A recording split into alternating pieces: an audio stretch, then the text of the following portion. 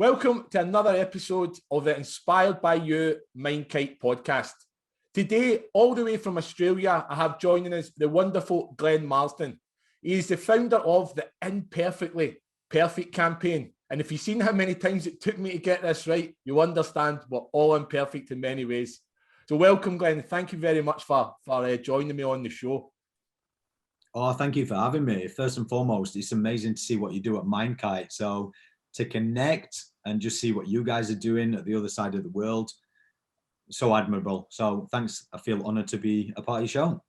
No, brilliant. And do you know what it was? I've heard you speak a few times, and this show really happens kind of organically and naturally. I hear people's story and I think, wow, that needs to be on an evergreen situation where people can hear this story and help it impact them the way it's impacted me. And most of these inspirational stories and mental health campaigns usually do impact me, deeply. And it's a personal thing to me and the MindKite brand and family as a whole. So I was just wondering, I don't want to butcher anything. Could you tell us a little bit more about your campaign and what it is you do?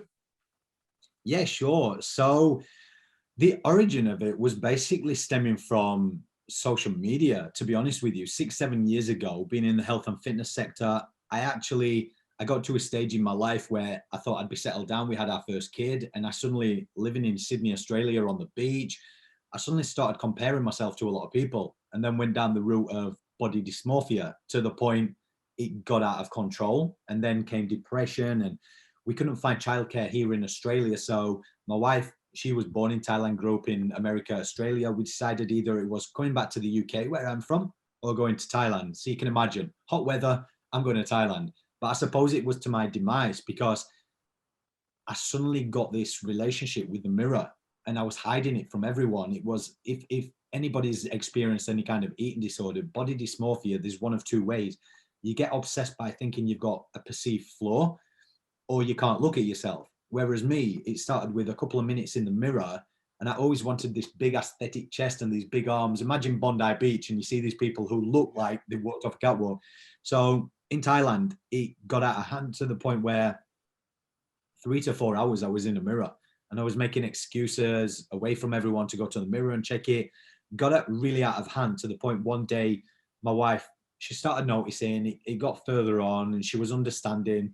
But there was one day where she was like, "This is like, we've got a newborn and it's taking you away. Like, you either need to get help or we need to split up. Like, we can't keep." And it was the first time I broke down in front of her. Anyway, got help, started looking at cognitive behavioral therapy. Luckily, we went back to Australia, so it eased up a little bit.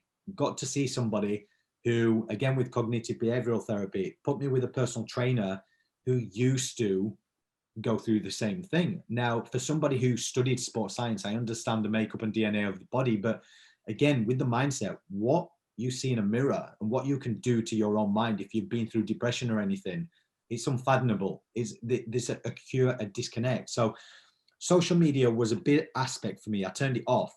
2 years ago, I turned it back on because I do photography and always take pictures of the kid.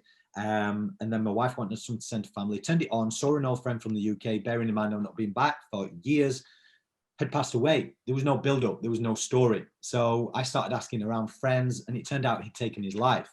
Now, looking through highlights and looking through his socials, there was Korea, there was a little boy, there was all that. When I saw a video that his partner had posted of him and his little boy, it broke my heart, because to me, with this campaign, it's about creating a legacy for our future generations.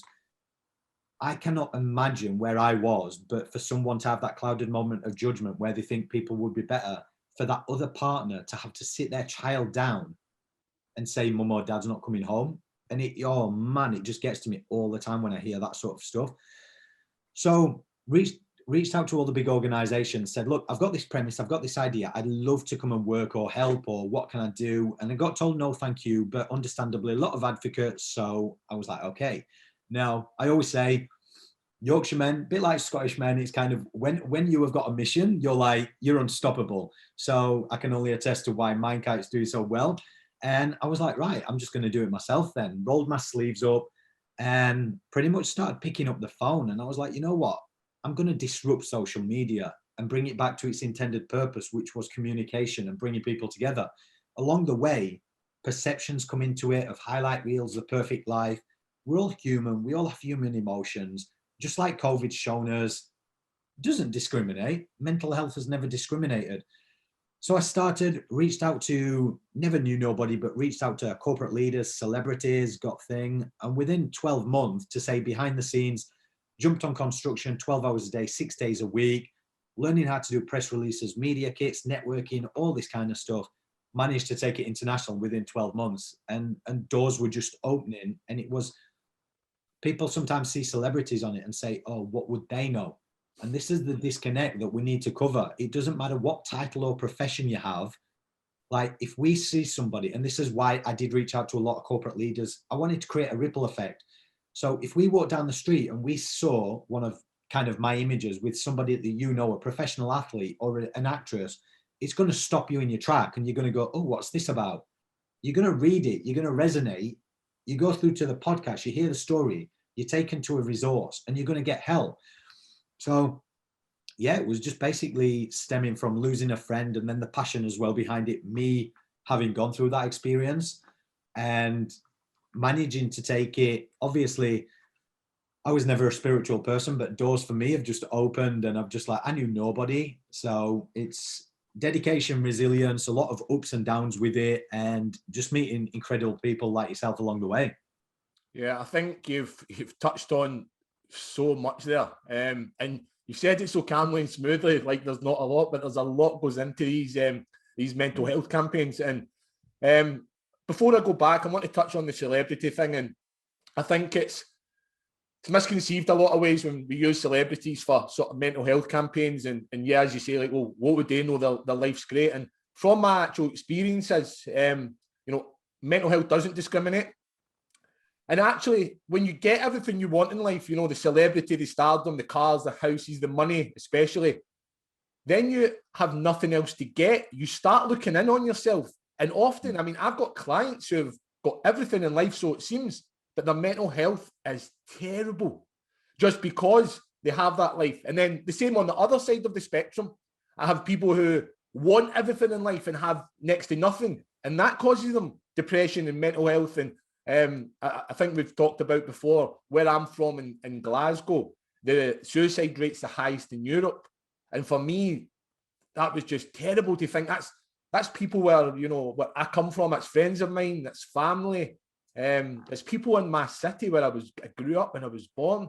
How can that be possible? And we've got so much help out there. And I think independent campaigns like yourself, with someone like yourself being the captain of the ship, driving that and forcibly making that happen, increases the engagement that we're having with the members of the public we're here to serve. And I think that's so important because, and I know the word disconnects get used a lot, but there's a massive disconnect between some of the larger corporations, which they do a good job, but I think they disengage from the people often. It's more run like a big business rather than we're here to serve the people we mean to help, sort of thing.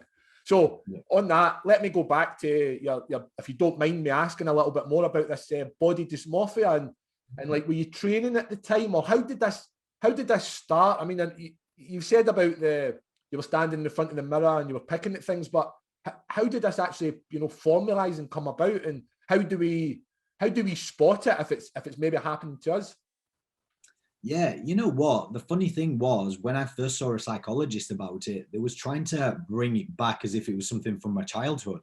Now, as humans, we do suppress a lot of things, and it does normally come from that.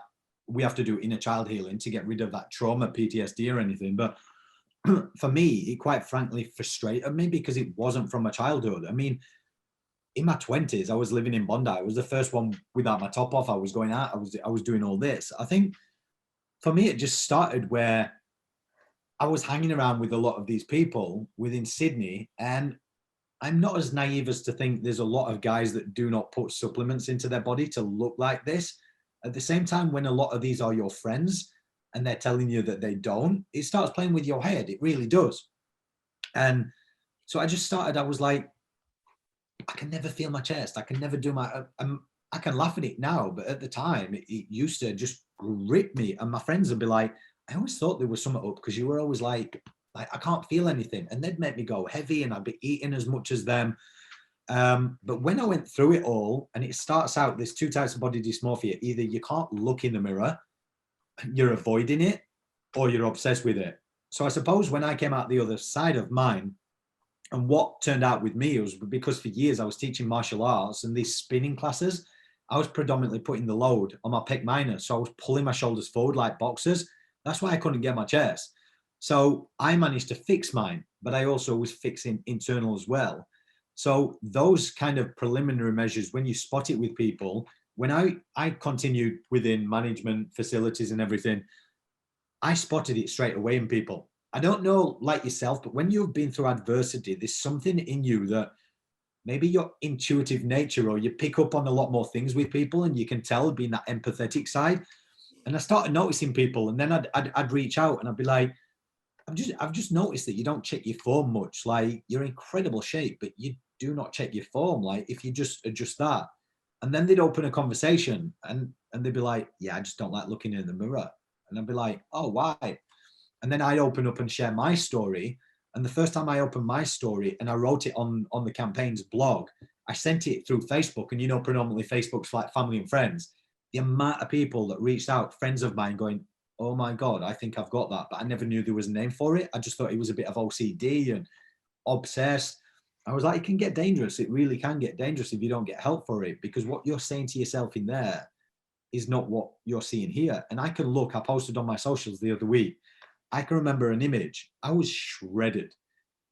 And I posted that, and I remember my wife taking it and me posting it on social media. This is why I don't like this game of perception, because I once did it. I was posting it like I was living the highlight, like, oh, I'm in Thailand and look how shredded I am, blah, blah, blah. After that picture, I looked and, oh, I must have been in the mirror for like 4 hours, just pulling myself apart, just, oh, terrible. And yeah, I just start the conversations with people, and I seem to have this innate ability to get people to open up to me. And I think, like yourself, when you've been through it, like, and you're kind of just on this level of no judgment. I think as humans, we condition to judge whether something's good or bad. And back to the celebrity kind of thing, what I've noticed is we all live in this perpetual cycle of thinking everyone else's life's better and how could they relate and how could they. From my background in fitness, I used to teach a lot of group fitness. People came in without suits or anything. It was for a commonality, like togetherness or to get fit. I've always taken that outside with me. So I've never placed judgment on people. But I think we need to remove that, because people don't realize with celebrities, and like, a lot of them as well, behind the scenes, they have to post the highlight reels because it gets them jobs. Like what we do, we post it because it gets us seen and awareness. Behind the scenes, if they're not working and they can't afford to pay an agent, then they don't get work, and then they can't afford to pay a publicist, which gets them publications and press, and then they're on their arse, and then they have to go back into a normal job. Then, because they're well known, the papers pick up on it and say, oh, look where so-and-so is these days. And now I know multi-millionaires. Spiral again as well. It starts a spiral into depression, yeah. Yeah, so we need to change it within ourselves. And that's why I'm trying to de-celebritize it and bring people together and say, it doesn't matter if you're a celebrity or like an everyday person like myself. It's a profession. That's all. And quite frankly, the more and more I've learned about it, they have got to be so strong in that industry. Like, I just personally couldn't do it. And now multi-millionaires are these corporations that I know and I've built great relationships with. When I first met them, they'd gone to like business Harvard school and they'd got very affluent families. And they was telling me how much money they was running with. And I was like, wow, that must be the life. Even at the beginning, I was like, wow. And it was like, Glenn, it was like, running a multi-million-dollar company comes with $1 million problems too. Do you want to swap? And that's, we don't see that side. And they said also, coming from an affluent family, it's kind of, you end up with mental health problems because sometimes you don't feel like you live up to their standards. If they're in a high society place or Harvard Business School, you're all trying to get the top grades. And if you don't, it's like you're worried what your family will say. Then your family are kind of worried what other families will say.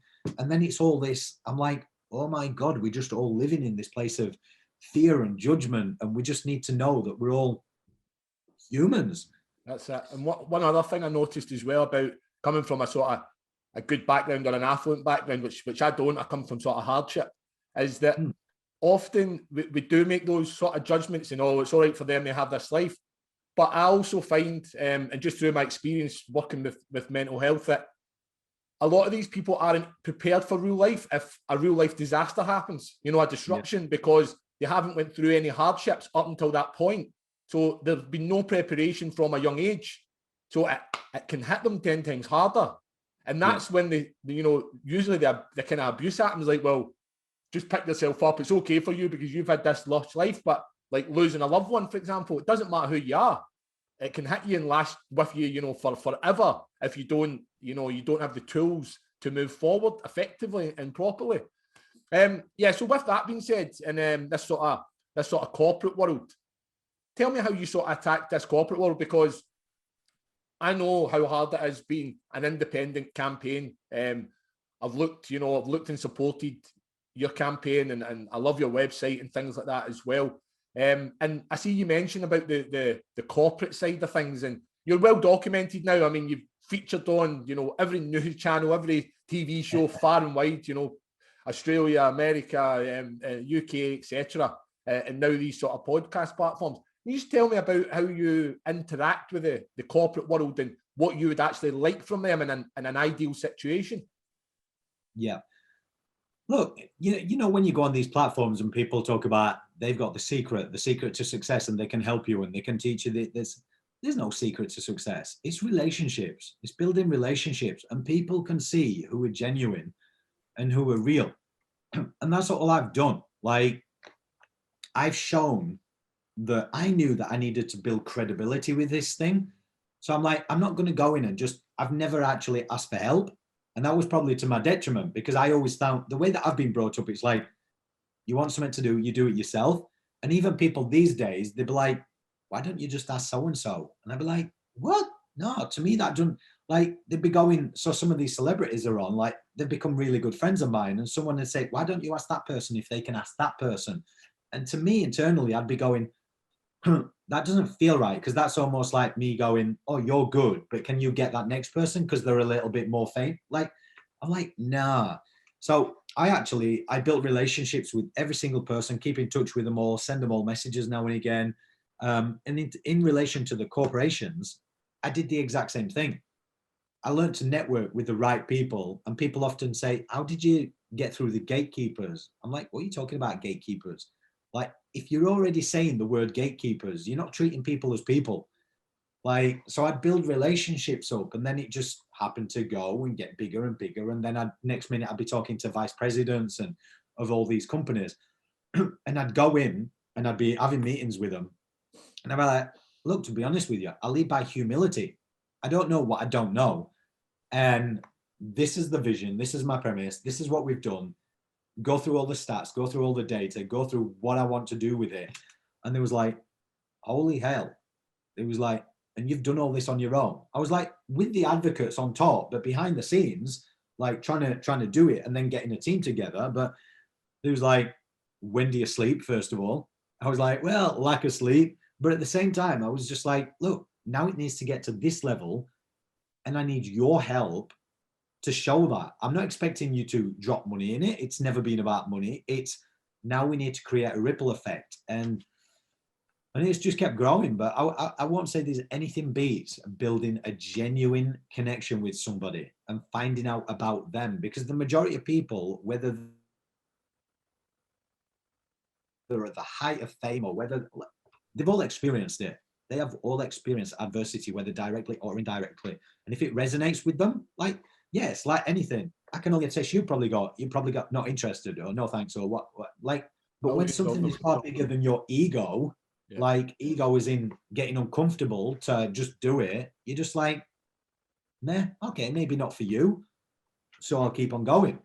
And I think just when you're touching on relationships, there's sort of two things I want to dig into there. So when you're building relationships, especially celebrity or corporate, I've had a couple of approaches from some people that I've had to politely decline, even though quite big and they're following quite big, massive. But I didn't feel they were a mental health fit, or I was actually worried about what happens if you tie yourself to our mental health campaign and then you do what you're known for doing outrageously. And I didn't want anything to hurt or injure, our message. And I think that's, you have to go through these relationships to know the person you want to work with or the corporation you want to work with, and just to see if they're a fit. Do you find that as well, or how do you look at those relationships? So we do that all the time. We do our due diligence into them, and like now we've obviously got people reaching out to us and teams reaching out to us for their clients and stuff like that. That's one thing for me that I always find really weird, that teams are reaching out. So I'm more like a direct person. I'm like, if you are an advocate, reach out to me. Let's have a conversation and I get to know you. I don't want to hear from a team. Like, I also understand that people are busy, that they're interested, all that kind of jazz. But yeah, I need to sit down and really hear their story and why they're an advocate and what it means to them and all that. I've done that the whole way through. And I mean, when you've built something and it starts growing, of course, you're going to get a lot of people start reaching out to you as well everywhere and say, this is amazing. We want to do something with you. We want to do all this with you. And again, you can't please everybody because you know that you're trying to get to a certain stage to be able to help the masses. And I think, again, attesting to you, one of the things I'm really grateful from all this is the amount of lessons I've learned along the way, because it's not easy at all to be taking something on and to try and do it and not take money from it, to be working full time, having families and try and do something because you're so passionate about it. And then you're getting all these people coming on top and saying, oh, we'd love to collaborate. We do this, we do this, we do that. And you're kind of like, what the hell? Like, so it's trying to manage it all. But yeah, it's I'd say it's a blessing now. You can look back over your journey. And one day when I write a book, mate, they'll be all there, they're riding the waves and going, holy hell, how do I do this? How do I do one step in front of the other? You touched on people's teams reaching out to you, and I feel that was a great point you made, that if you're an advocate for mental health, and I know you're busy, but reach out yourself. Do you think when you've got mental health campaigns, sometimes it looks good on the resume for people to attach themselves to it? There's one big thing that I like, again, I don't try and make judgment on people because people are on a different part of the journey, but almost that what you touch on, where it's like the hashtag mental health, but then people post a picture on the beach in the bikini or in their board shorts and stuff like that. That's a disconnection, because on one hand, it's almost like you're going for the likes, the metrics.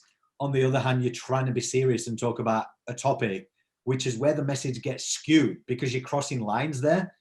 But we don't know where those people are on the journey. I think on one hand, they're confused themselves. They are struggling, but they're thinking, I need to gain engagement. So I think if we can try to actually educate everyone on these sort of processes, but I do feel there are sometimes people that are like, this is cool, this has got loads of publicity, this might be good for me to do this, which is why I always do my due diligence and see if people can come through. Like, I now get people who reach out for their clients, not celebrities or these people, but for others, saying, oh, we think so-and-so would be an incredible fit for your podcast.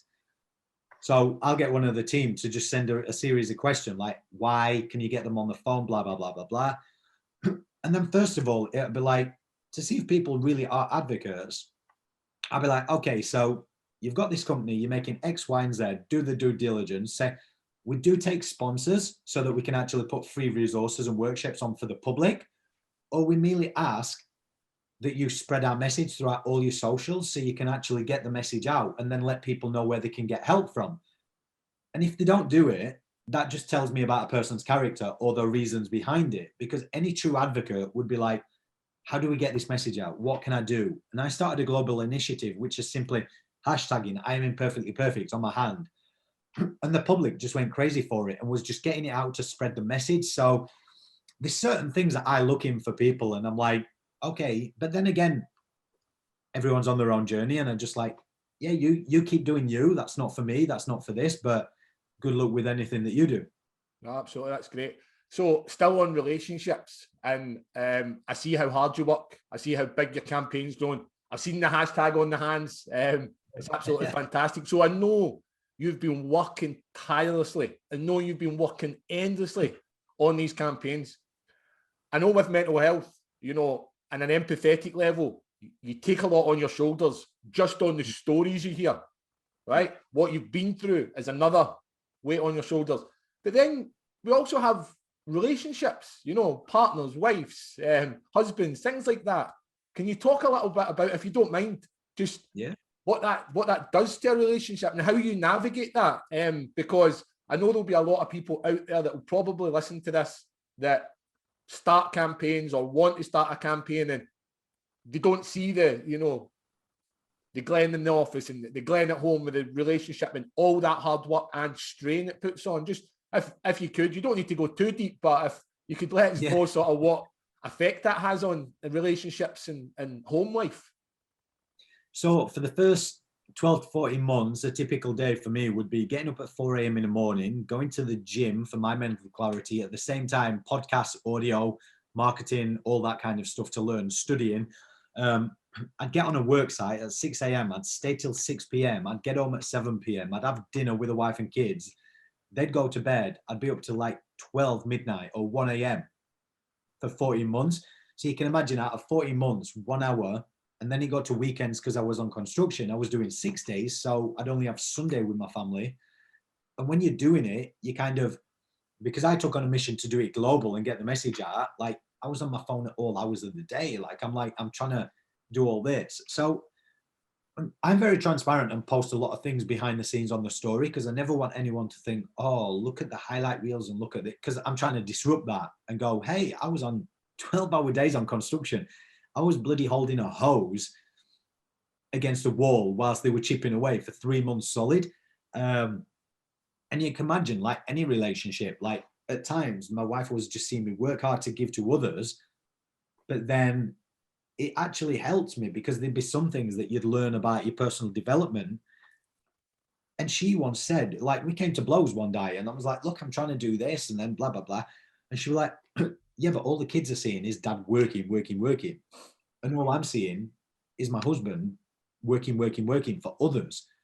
And then you realize you're like, in all this time, whether it's business, whatever, like you tell yourself you're doing it for this reason to help other people, but your why is actually right in front of you and you're missing these experiences. And that's where I kind of slowed down and pulled back and brought the team a little bit. And I suppose at once when you're doing something and you kind of don't take your foot off the pedal because you're like, it's your drive, your passion, you know where it's going, what you're doing. So you kind of like, well, I want to, and you're trying to do it all. But if it wasn't for my missus, like whenever anyone says like, well done on all the success of it. And again, I say success like means so many different things, but I like, my wife is a big reason for it, because if it wasn't her for letting me go out on these shoots, not letting me go out, but like taking care of the kids and then looking after the kids, like it's a two-man show. It certainly just isn't me. And when it gets to those stages or whatever, it'll be like, I've said to my wife, I was like, it'll be you I'll be pulling up and saying, there's always that good person behind a person who's trying to do something. Like it's well, that's great. Yeah, that's why I always want for that, because it's perks your wife, because it's an important campaign you've got, and if that helps you propel your campaign to the next levels, and that's, you know, that's a vital resource as well, you know, that you've got someone good behind you like that. So I wanted to touch on, we spoke about sort of the relationships and then the monetary value, and I really think it's important that people understand that we do these campaigns because there is a want to help and serve others, but there's also a business aspect to it. And I don't like the fact that, you know, anyone to think out there that, oh, you just do this for money, or you can't do work for mental health and then take money, because I really struggled with that myself. I mean, I was torn at times. For the best part of, since I started this whole thing, is about 3 years. For about a year and a half, I've been, you know, struggling with how do you make money from the business? And I completely understand. The more money the business makes, the more people you can actually help.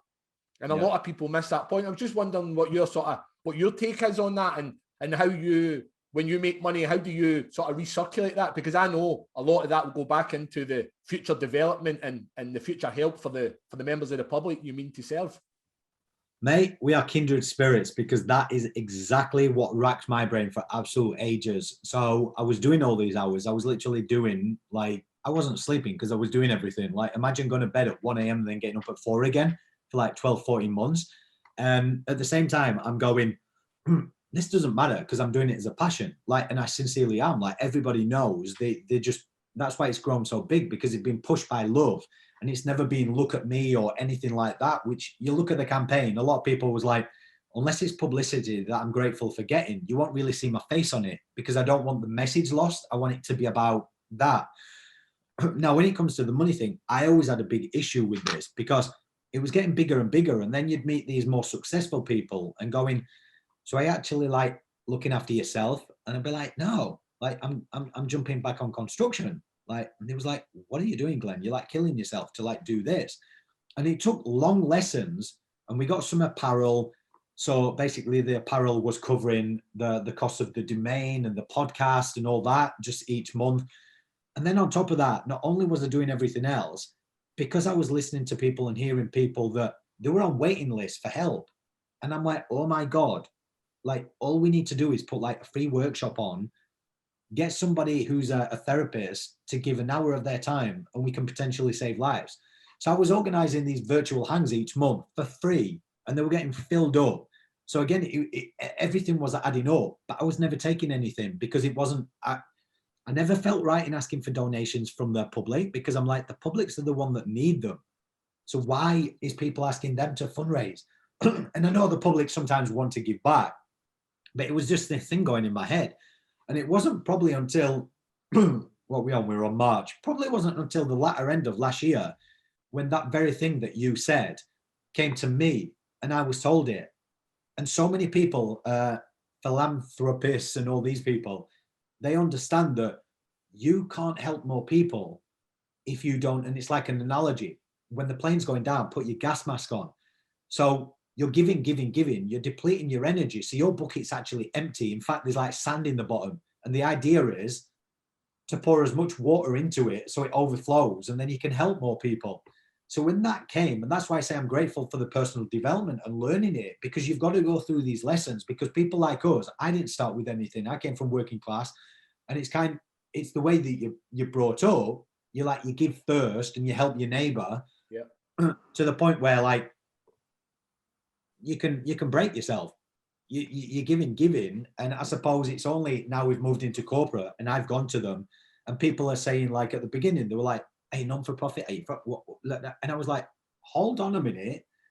It's an awareness campaign that's blown up this fast, like back off. And I got with an attorney to do it. And I was like, right, break it down for me. This is how transparent. I was like, break it down. I don't know the difference between that. So I was told of it. And I learned about the behind the scenes of all this, and this. And I said, look, this sounds weird, but my analogy is I'm so transparent that I want to give back to people. I want to be like Robin Hood. And like, he was laughing. He was like, what do you mean? I was like, I want to take from the organizations that can afford it and give to the people that can't, because they're the ones that we lose it. And these companies are making multi-millions each year. So I want to close that gap, but I want to do it in a way that we're actually going back and implementing things. So we're moving into technology and science and everything at the moment, which is exciting. But you have to realize, you hit the nail on the head. You cannot serve other people if you don't somehow make it sustainable by money. And that's why a lot of these small grassroots non-for-profits, they just can't continue, because they need to continuously get it in. And it's just a shame that like the governments, they try their best, but with the resources and that, it's kind of, a lot of them end up folding. And there's so many people doing great things out there. Like, yeah, so I don't know, it's not cool to speak about money. And, you know, one of the loudest guys and that I really support and that motivates me is Grant Cardone. He's a great salesman, and he's always putting out videos there. And it was actually him that first resonated with me with the money situation. He's like, there's nothing wrong with wanting and having money. With money, you can help more people. And I kept watching these videos, and he kept saying it, and I was like, he's right. he's bang on. You know, he has a different driver and different motivation from what we do, but essentially it's the same. You know, if we're getting more donations, or if we're getting more campaign awareness, if we're getting, you know, more corporate sponsorship or whatever it's you call it, you can then help more people, which is the people you mean to serve, which is fantastic. So there's no competition in our industry. We have a sole purpose of helping mental health, suicide prevention, stopping people from spiraling into depressions and anxieties and things like that. What advice would you give? Let's call it expert advice, because you're doing absolutely fantastic. What advice would you give to anyone who's either starting a campaign or has an idea in their head and really wants to push a campaign, to the forefront? Yeah. So funny thing is, so off the back, to jump off construction, so I still work full time. I now consult and I go in organization and I help them build their campaign. So it's a great question, mate. It's one of the biggest things I always say to people is gain credibility. Like, everybody wants to start these things. And when they don't know how to start, it's kind of really just look at people who are ahead of you, who have done what you're wanting to do. Don't just predominantly go to them and want. This is a big thing I see all the time. I have never gone to somebody and asked for them to do something for me. I've always, the way that my brain works is like, ask them what they need, if they need help with something. Whereas a lot of people get it the wrong way around, and they just basically like, now I'm in that position, and people will reach out and go, Glenn, can you connect me with that celebrity or that person? And I'm like, hang on a minute. I'm not a resource. Build a relationship with me. Show me what you can do. Learn your lessons, because it's a disservice to you if you don't go through what I went through. Like, it's almost like I'm not going to take you straight there without learning, because it equips you in how to do it yourself. And at the end of the day, if I have built a relationship with somebody, and that is a solid relationship that we're really good friends, if I introduce them to you and they turn around to me and say, what the hell was that? Like, he just wanted this, he wanted this, he wanted this. Then that's put a dent in our relationship. So I would never do that or put anyone in that position. So it literally is, if you're doing something, look at people who have been there and walked in your shoes. Find out as much information about behind the scenes. Don't just look at something like when people look at the IPC, try and look at the stories, or look when I put the posts about like the construction work and all that. So when I get pressed now, I always send a picture of that when I've got the hard helmet on and everything, and like find out about what it actually takes, because man, it's one of the hardest things. But I once heard Gary V. Gary V is my boy, like Grant Cardone. You're saying that. I love Gary. Love Gary. So I always said to him, so Claude Silver, who's his chief heart officer of VaynerMedia, she's come on the campaign. And I even told her, I said, it will happen, but the first day that I meet Gary will be the day that I'll merely walk up to him, shake his hand and say, thank you, and walk away. And she was like, why? And I said, because 2 years ago, when I didn't really know him, I heard him speak at a convention online. And he said, the 1% of people in this audience will listen and listen intently and implement everything that I say. 99% will be back in this audience the following year, asking the same bloody questions. And that resonated with me like Grant did with you on that thing. And I was like, yeah, I'm going to be the 1%. So I didn't know everything. When I started it, like with a podcast, I had no bloody clue. I had GarageBand on my laptop and I just got the guess. And I was like, 4 episodes, iHeartRadio picked it up, and I listened to an episode of Gary V's because I got told, oh, maybe you need to do the audio a bit better, it's a bit echoey. So I actually hired a studio. I was paying a ton of money for this studio. It weren't that perfect. And then I was listening one day to Gary V's, and I was like, no offense if he ever gets to hear this, but I was like, his audio shit. I was like, it's like he does conventions. He just press play and it's all about the content. It's about the engagement. It's about what he says. And it's one of the most listened to podcasts. It's it resonates with people because it's real, it's genuine, it cuts through the BS, it tells you what you need to do and da. So then I just scrapped it all and I just got myself like a microphone. I did that, and then COVID hit and now everything's Zoom, which just takes it even easier because everyone's on the same platform.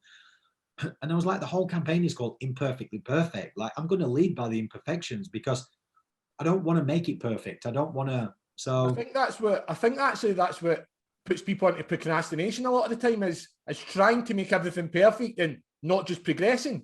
Press play, go do it, like, and it'll work. And I'm actually one of the world's worst for that. Like, I have to learn everything, and that's not right, and this isn't right. And by the time you've done that, 3 months have went past, you've missed the boat, it's all gone, and you're like, forget about it. And you know, Just now I'm much more relaxed. I'll just kind of go for it now. And since I've done that, everything's fine. No one even really bothers about what you bother about. And yeah. I think everyone takes. I write a lot of scripts for motivational content, and we put them on YouTube. And I used to scrub them out, and I go, well, wait a minute here. No one knows what's coming out of my head, right? Because they're not in my head. So I don't even know what they're taking from it.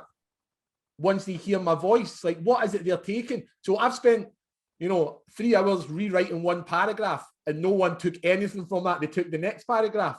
And you just have to learn to be that, as you say, which is a fantastic name for your campaign, that imperfectly perfect, because I think we all are. So listen, it's great having you on, but what I like to finish my podcast on 2 things. So the first one being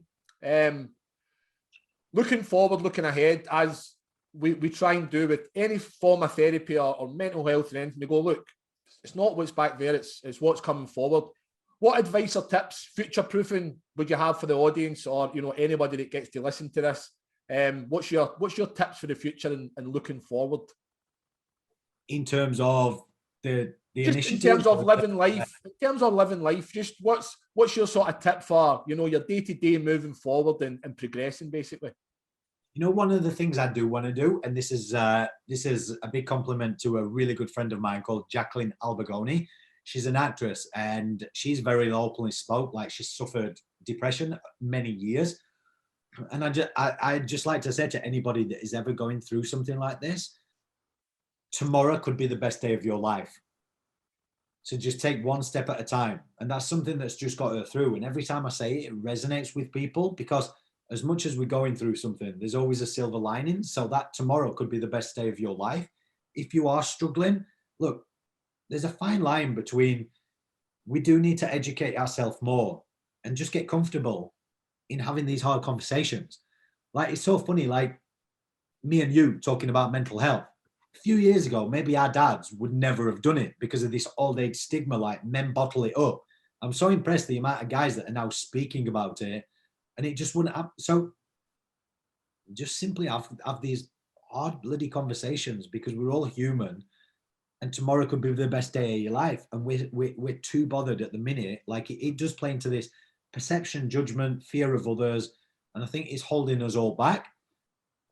Bring it back to humanity, and that's conversations, connection, and community. And that's a great word, sort of humanity and humility as well. And I know that's one of Gary Vee's favourite sort of sayings as well. He's a great medium to use as well. If any's out there, follow Gary Vee and look at what he's doing. So the second one that I have for you is, and this is a tricky one, I always pull it on everyone. This is called Inspired by You. It's about inspirational people or inspirational stories. I think every single person on this planet, whether they know it or not, has one. And often they don't even speak their story, but we hear it and we think, wow, you need to be speaking that. So at the end of my podcast, I always say, if you can nominate one person that can come on this podcast in the future, who would your nomination be? And I'll do my damnedest to sort of track them down if you don't know them. I will actually connect you with this person. So when I went to America, I got put on this TV show. This guy called Robert Mack is a positive psychology coach. He also is a presenter on like E! Entertainment, all the big shows, author, endorsed by Oprah Winfrey, all this kind of thing. And he was interviewing me. He walked in the studio, big dude, good looking dude, dressed smart. And I was like, wow, he's got it all on. And I said to my wife, he's a good looking dude, isn't he? And sat down, we did the interview. And afterwards he came up to me and gave me the biggest hug. And he was like, you know what? I'm very grateful for this. It's all a byproduct. He says, but what you're doing is incredible. And I said, why? And he said, okay, we'll go out back and I'll tell you. So he shot for the campaign, and now he's like on the team, and he's like a really good friend of mine. 17 years of his life, he thought every day about killing himself. He hated the way he looked. He hated the way he sounded. He had body dysmorphia. He couldn't grasp the fact of losing people when people die and them never being there again. So like, just trigger warning, but he thought about it for a long time, and he didn't have the means to do it the way that he was going to do it. And then one day he decided to, with his wrists. So he took a knife and he was going to do it. And then he said it was so profound. He just had this feeling of like, maybe I should research it a little bit more. And he'll go into more detail, so I don't want to tell the whole thing, but he researched it and then started getting better. And then he made it his life's mission for nobody ever to feel this way again. And I'll finish off by saying the reason why I'd connected with him, because this really gets to people. He was walking to like an Emmy Awards show. He was walking down Beverly Hills, dressed up, got this shirt on. He said he was at the crossroads and there was this young kid there, about 16, with his dad, or this male figure, stood at the side, and the male turned around and was like, wow, you're looking smart, where you going? So he's telling. And the kid noticed he'd got this thing over his wrist. And he was like, oh, what's that for? And he shared it with him. And he was like, look, for 17 years of my life, I thought about taking my life. And I just realized there was something. He said in that moment, that kid grabbed hold of him and hugged him and started crying and said that night was going to be the night he took his life. Then his dad started crying because he had no idea. And then, so he was placed into that, probably that day, to save a life. And that is how powerful sharing your story can be. So I'll connect you with him. Brilliant. Incredible. Absolutely. It sounds like an incredible story. And I'm glad he's still with us today. And, I'm glad he's telling his story as well, because, that's what this Inspired by You podcast is all about. It's what your campaign's all about. We need to share our stories. We need to have the actions of how to overcome these things and see that we can go through these things and come out the other end and still have, normal functioning lives and do really well, and aspire to do better as well. So listen, really, really appreciate you taking the time out your evening and coming on the show. I know you're doing great things. So where can people find you and get in contact with you or support your campaign? Whereabouts do you operate? Yeah, sure. So you can find us across all social media platforms at Imperfectly Perfect Campaign. Our podcast is on Spotify, iHeartRadio at Imperfectly Perfect Podcast. And then, of course, you can go to the official website, imperfectlyperfectcampaign.org. There you have it, people. That's another episode of the MindKite Podcast. Please go and follow the Imperfectly Perfect Campaign. And if you like what you hear today and you want to hear from us in future, subscribe, like, follow. And if the app's ready, join the community, MindKite in the App Store. Thank you very much.